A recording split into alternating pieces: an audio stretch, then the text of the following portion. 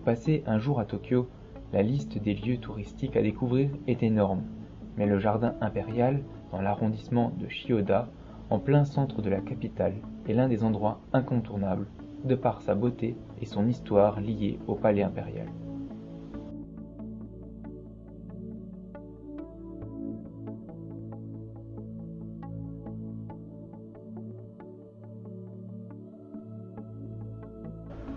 Pour ce qui est du palais impérial, où vit l'empereur, il faut savoir qu'il n'est ouvert aux Japonais et au public étranger que 2 fois dans l'année, le 23 décembre, pour l'anniversaire de l'empereur, et pour le Nouvel An.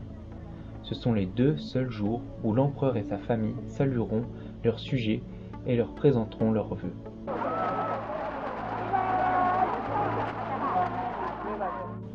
C'est l'occasion pour le touriste, tout comme pour de nombreux Japonais, de laisser leur carte de visite et leurs vœux à la famille impériale pour marquer leur passage. Pour les Japonais, l'empereur est sacré. En effet, il serait, de par sa filiation de père en fils, le descendant du premier empereur Jinmu, qui lui-même est le descendant direct de la déesse du soleil Amaterasu.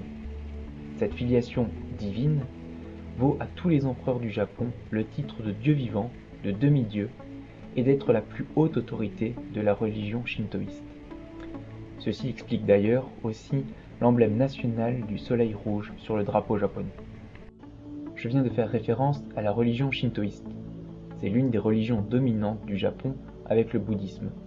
Elle est la religion d'État depuis la refonte de la Constitution en 1868 sous l'ère Meiji. Pour exercer leur religion, les Japonais ont construit un nombre non négligeable de temples en plein milieu de la ville de Tokyo.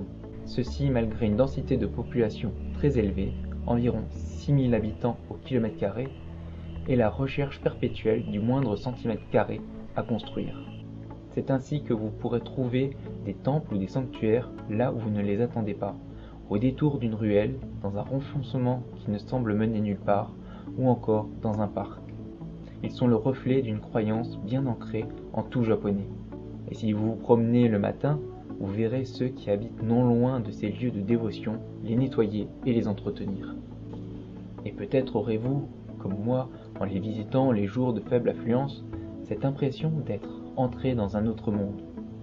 L'atmosphère change du tout au tout, le bruit de la ville disparaît, étouffé par les arbres, et le temps semble se figer.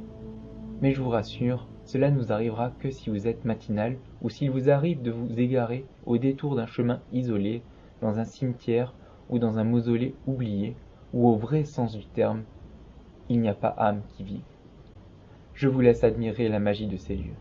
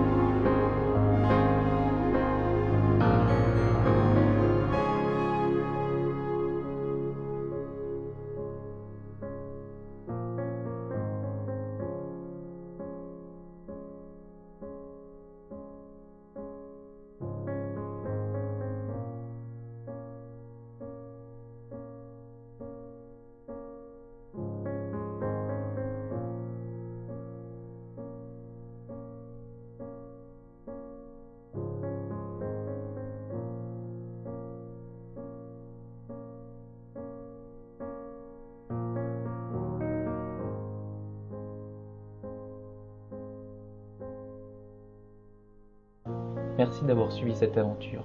N'hésitez pas à laisser un commentaire et de mettre un pouce si vous avez aimé. Bye bye et see you soon.